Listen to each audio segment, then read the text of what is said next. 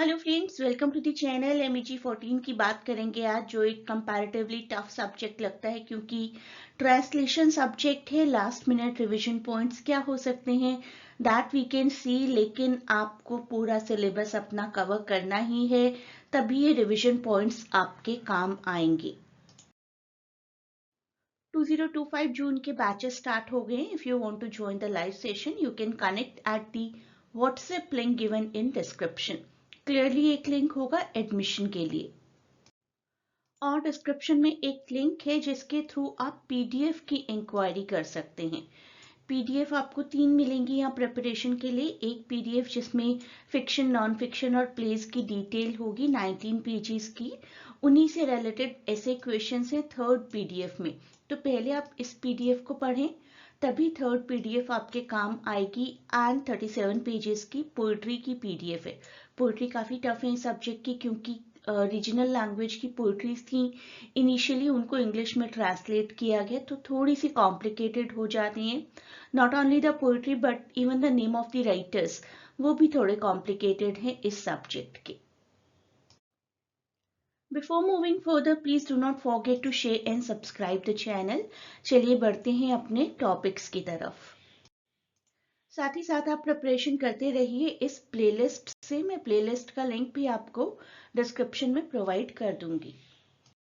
कुछ repeated poetry lines provide कर रही हूँ मैं यहाँ पर, आपको एग्जाम में एक आइडिया भी मिल जाएगा कैसे आंसर करना है। साथ ही साथ आप RTC की PDF से ज़रूर स्टडी करिए, जिसमें मैंने पोइट्री की डिटेल्स भी दी हैं initially. All of her flesh and bones they had consigned to the flames, but how she continued living, no one can understand. तो सबसे पहले तो आपको पता होना चाहिए कहाँ से पोइट्री ली गई है। The last dream by Yumlembam Ibomcha Singh. पूरा नाम याद ना रहे तो इबोमचा सिंह, सिर्फ इतना नाम आप जरूर लिखिए, और पूरी पोइट्री क्या एक्सप्लोर करती है एक सेंटेंस में लिख दीजिए। विलेजर्स एक ओल्ड वीमेन को क्रिमेट करती हैं, लेकिन शायद उनकी स्पिरिट्स बची रह जाती हैं जो उन्हें कंफ्यूज करती हैं।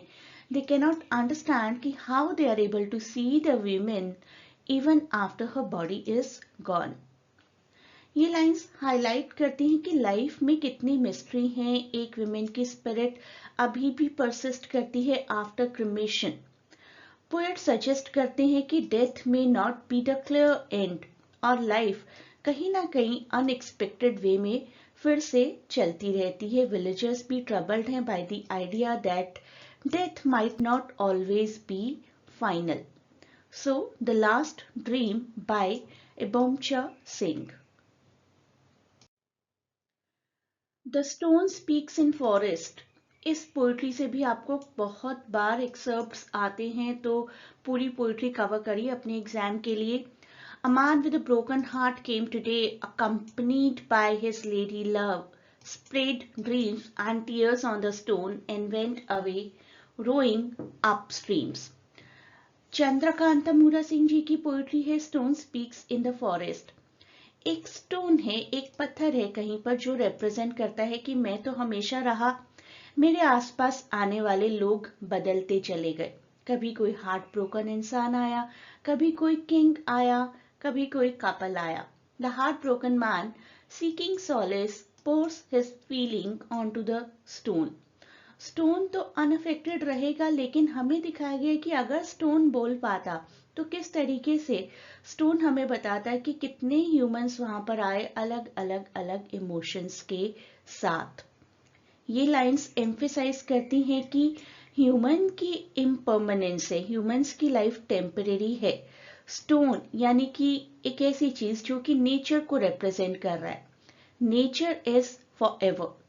लोगों के इमोशंस, लोगों के हार्ट ब्रेक, लोगों का अफेक्शन, ये सब कुछ स्टोन ने देखा है, नेचर ने देखा है। लेकिन नेचर जो है वही परमानेंट है। वो इंसान जो उस नेचर को पोर्ट्रे करते हैं वो आते रहे हैं, आते रहेंगे, जाते रहे हैं, जाते रहेंगे। Nature remains constant. Next lines are taken from Martyr Series by Kondapudi Nirmala. ये पोइट्री भी आपको पूरी कवर करनी है, बहुत इंपॉर्टेंट पोइट्री है। ये लाइंस इसी पोइट्री से ली गई हैं। कंटेक्स्ट देखिए क्या है इस पोइट्री का। एक मदर है जो कि अपनी लास्ट स्टेज पर है, उनकी इमोशनल और फिजिकल सफरिंग चल रही है उनके फाइनल डेज में, और वो अपने आसपास अपने बच्चों की, अपने रिलेटिव्स की बातें सुन रही है कि at present how she has become a burden. तो शी इज सेइंग कि मेरे कान ये सुन सुनकर बहुत हेवी हो गए हैं, and I have to carry the weight of your words now. तो लाइंस हाईलाइट करती हैं एक मदर की थकान, उनका एग्जॉशन, उनके कान ये सब कुछ सुनकर, इमोशनल बातें अपने बारे में सुन सुनकर बहुत हेवी हो चुके हैं। पोइट्री कॉन्ट्रास्ट करती है कि वंस अपॉन अ टाइम इसी मदर का नर्चरिंग नेचर रहा होगा, कभी ना कभी इस मदर ने सबकी देखभाल की होगी। At present she is sitting helpless, और उन्हें बाकी सबकी बहुत बातें सुननी पड़ रही हैं, उनके लिए आइसोलेशन है, उनके लिए सफरिंग है। She is a burden on everyone else. Namdeo Dhasal ji की सभी पोइट्री जरूर कवर करिए। ये मैंने जो एक्सर्प्ट लिया है that is from a notebook of poems by Namdeo ji. बहुत ही पॉपुलर दलित राइटर रहे हैं ये। How can I write the alphabets of constellation on the old paper. Poetry में एक्सप्रेस किया गया है कि किस तरीके से दलित राइटर्स को, so called lower class writers को आराम से दुनिया आगे नहीं आने दे रही है। उनके पास बहुत टैलेंट है, कॉन्स्टलेशन के बारे में लिख सकते हैं वो, लेकिन रिसोर्सेस क्या है, to write on old paper. Metaphorically बोला गया है कि हमें नए टूल्स, नई टेक्निक्स, मॉडर्निज्म से एक्विंट नहीं कराया जाता है डेलिब्रेटली, ताकि हम पुराने ही बने रहें। पोइट्री क्वेश्चन करती है डिफिकल्टी ऑफ एक्सप्रेसिंग रेवोल्यूशनरी और कॉस्मिक और न्यू और मॉडर्न आइडियाज, राइट, जो कि करने नहीं दिया जाता। सोसाइटी जो है वो सप्रेस करके रखती है दलित्स को, लोअर क्लासेस को। उनके पास अल्फाबेट ऑफ कॉन्स्टलेशंस है, लेकिन पेपर पुराना ही है। इसी वजह से एक फ्रस्ट्रेशन होती है उन सभी टैलेंटेड लोगों को जो अनफॉर्चुनेटली किसी लोअर क्लास से बिलोंग करते हैं। I whispered hope to my hungry belly and gazed with hungry looks at the moon flooded sky. Lines taken from the moon by Dinanath Nadeem. Moon जिसको इतना रोमांटिसाइज किया जाता है, प्यार मोहब्बत की बातें की जाती है मून को देखकर, लेकिन एक पुअर पर्सन, एक हंग्री पर्सन को क्या नजर आएगा मून में? रोटी। That is the theme of this poetry. इस पोइट्री में स्पीकर कॉन्ट्रास्ट करते हैं मून का unusual romantic symbolism with the harsh reality of hunger. For poor, the moon represents not the beauty but longing for food and sustenance. Right, एक गरीब इंसान को, एक भूखे इंसान को मून में रोटी ही नजर आएगी। तो ये लाइंस रिफ्लेक्ट करती हैं स्पीकर की hunger, where the moon, instead of being a symbol of beauty, becomes the reminder of unfulfilled desires for food, रोटी।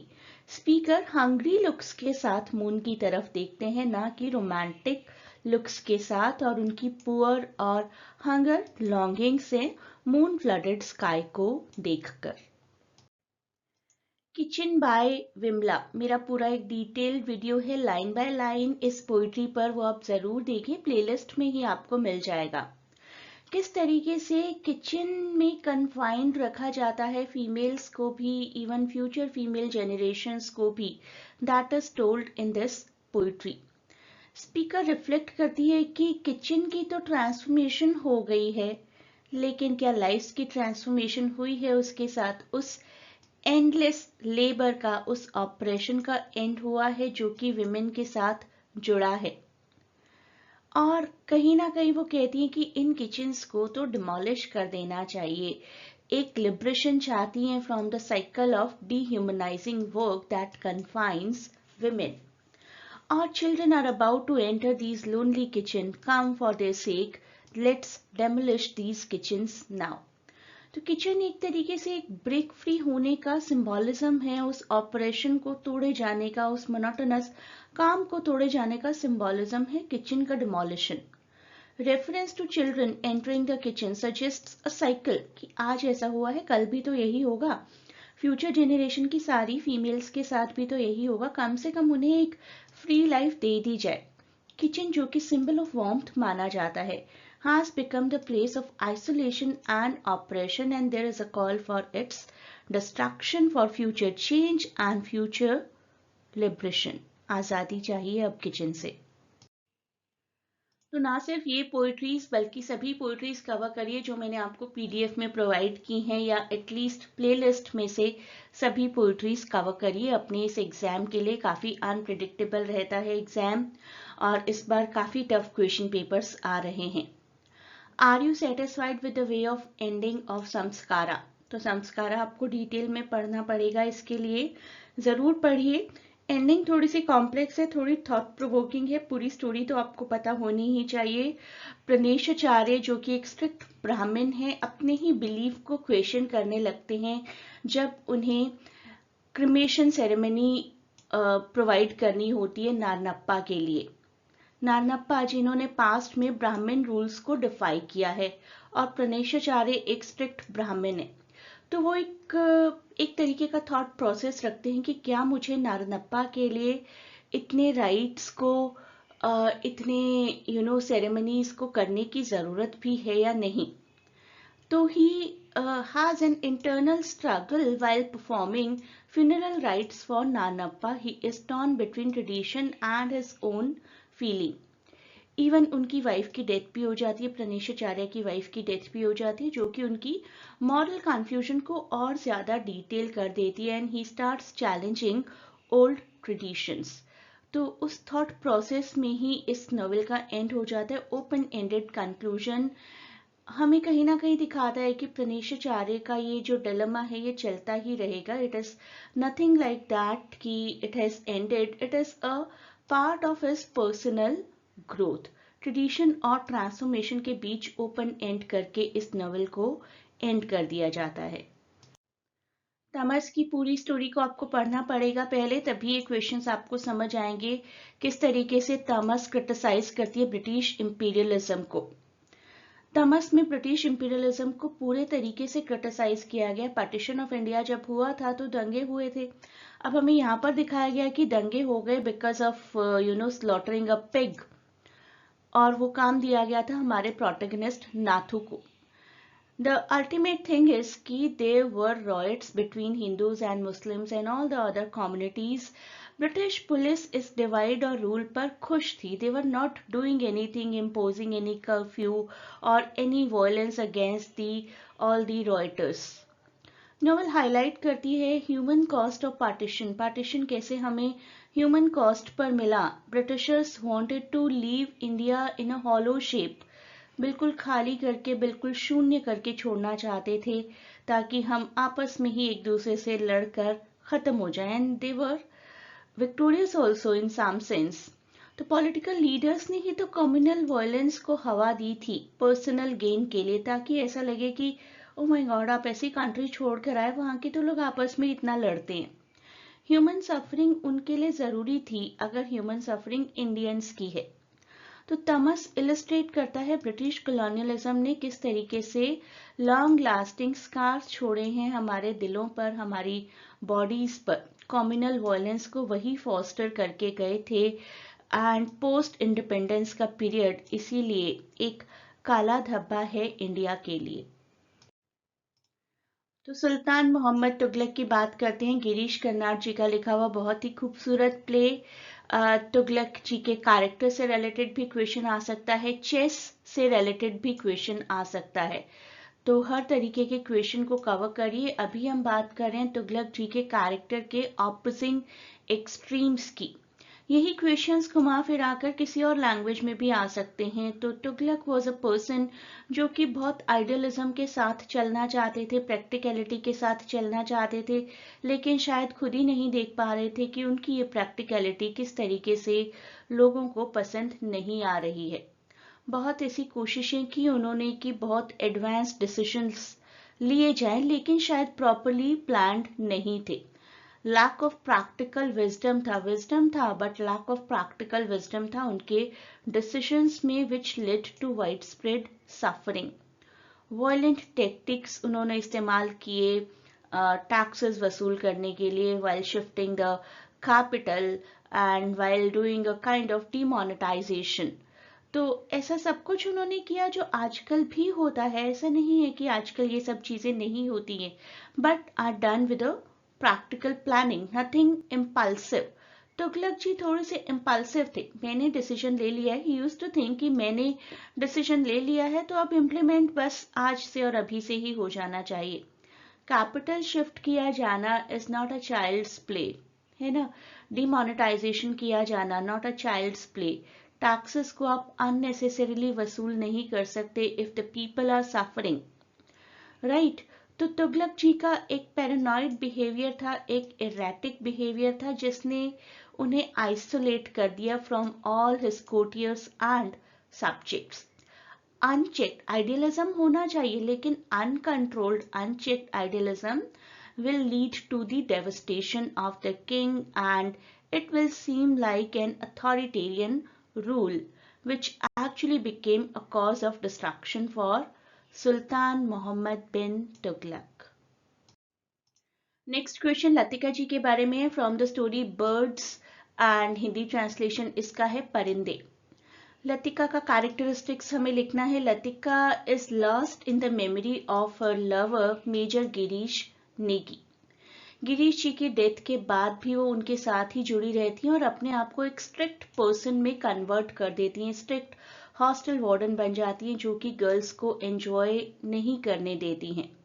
उनका ग्रीफ उन्हें आइसोलेट कर देता है, नए कनेक्शंस को रिजेक्ट करती हैं, कॉन्सर्ट्स में जाना अपने फ्रेंड्स के साथ और उनके साथ just like that time spend करना भी उन्हें बहुत हेवी लगता है। She always wanted to remain isolated.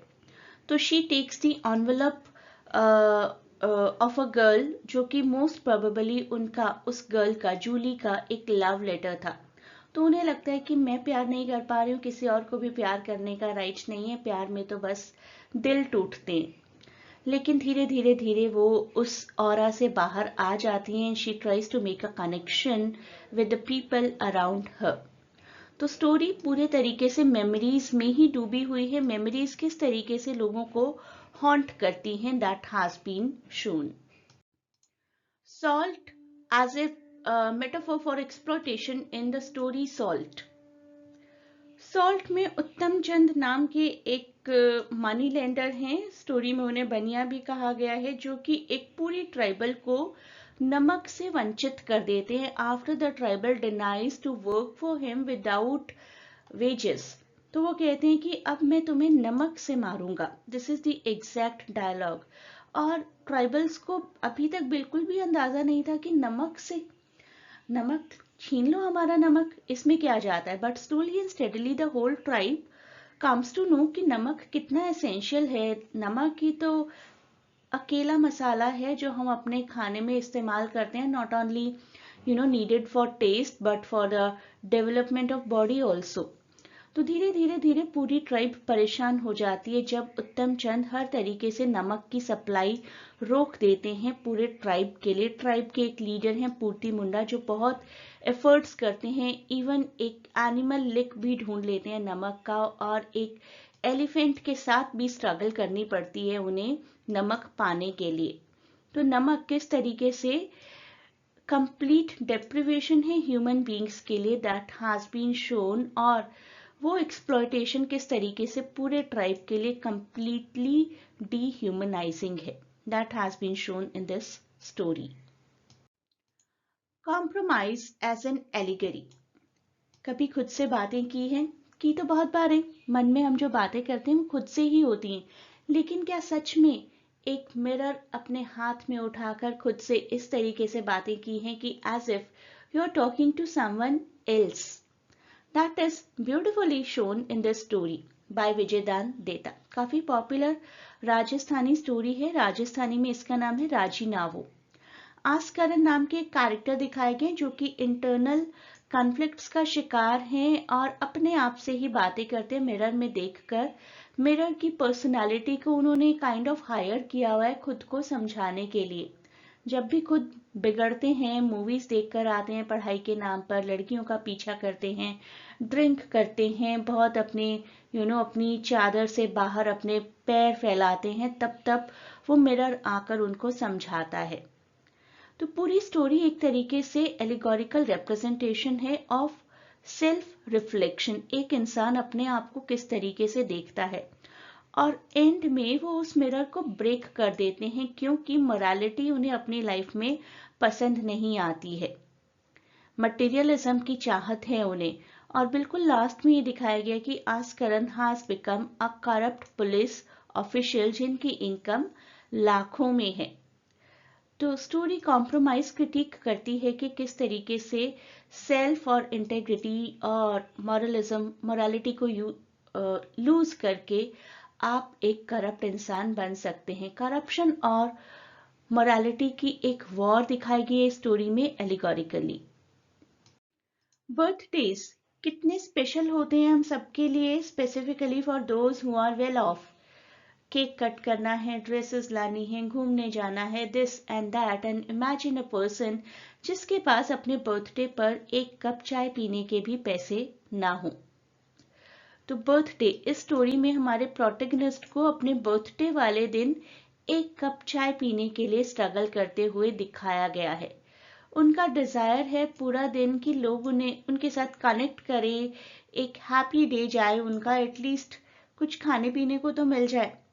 तो सिंबलाइज करता है कि किस तरीके से it can be just a normal day, normal happy celebrating day for others, लेकिन कुछ लोग ऐसे भी हैं जिनके पास बेसिक्स के लिए भी पैसे नहीं हैं। तो सोशल इनइक्वालिटी ये स्टोरी रिफ्लेक्ट करती है, और स्टोरी इनइक्वालिटी को क्रिटिक करती है कि किस तरीके से आप हमेशा सोचते रहते हैं कि ये दिन तो मेरे लिए खास रहने वाला है, लेकिन हमारे नैरेटर, हमारे स्पीकर बिल्कुल उदास नहीं होते और कंटिन्यूअसली उन्हें ऐसा लगता है कि कोई बात नहीं, अभी मुझे कुछ खाने को नहीं मिलेगा, थोड़ी देर बाद जरूर मिल जाएगा। कंटिन्यूअसली पूरी स्टोरी में उनका एक रेवोल्यूशन और होप लगातार चलता रहता है, and by the end somehow ही गेट्स टू ईट। किस तरीके से, उसके लिए आपको पूरी स्टोरी पढ़ने की जरूरत है। Very lonely she, old age की ट्रबल्स, ओल्ड एज की लोनलीनेस दिखाती हुई एक कहानी। हमें से भी कई लोगों के ऐसे बहुत से रिश्तेदार होंगे जो अकेले किसी विलेज में रह रहे हैं, and we do not think about them much. रह रहे हैं ना, इट इज ओके। तो ऐसे ही एक रिश्तेदार हैं हमारे नैरेटर मनोहर जी के। मनोहर नेफ्यू हैं ऑफ कोर्स अपनी एक मासी के, जिसको वो पूरन मासी कहते हैं, पूरन मासी, जो कि एक एल्डरली विमेन हैं, अबेंडन की गई हैं अपनी फैमिली से, विडो हैं, तो अलग से रहती हैं सबसे। और मनोहर का बचपन में उनसे काफी लगाव रहा होगा, वो उनको विजिट करते हैं ड्यूरिंग अ ट्रेन हॉल्ट, बातें करते हैं, एंजॉय करते हैं उनके साथ, एंड ही रियलाइजेस कि पूरन मासी इज कंप्लीटली केयरिंग। जिस तरीके की वो चाय पिया करते थे, जिस तरीके के यूटेंसिल्स में चाय पिया करते थे, सब कुछ ध्यान है पूरन मासी को। और बातों ही बातों में मनोहर से पूरन मासी को पता चलता है कि मनोहर की सिस्टर के हस्बैंड की रिसेंट डेथ हुई थी, and then she is shocked कि ठीक है, खुशी में मुझे कभी नहीं बताया, क्या मैं इतनी पराई हो गई कि दुख की कोई बात भी मुझे नहीं बताओगे। तो यहाँ पर उनका लोनलीनेस अपने पीक पॉइंट पर पहुंच जाता है। स्टोरी क्रिटिक करती है कि किस तरीके से जेनरेशन्स एक दूसरे से डिस्कनेक्ट हो जाती हैं और एल्डरली लोगों का इमोशनल नेग्लेक्ट शुरू हो जाता है। That is the tall of ageing, that is where we should understand the importance of empathy and family connections. अमृत राय जी की लिखी हुई पूरी बायोग्राफी तो आप पढ़ेंगे ही। प्रेमचंद के बारे में, प्रेमचंद जी के बारे में अलग से भी क्वेश्चंस आ सकते हैं आपको। प्रेमचंद जी काफी अच्छे राइटर थे, हिंदी और उर्दू दोनों के ही।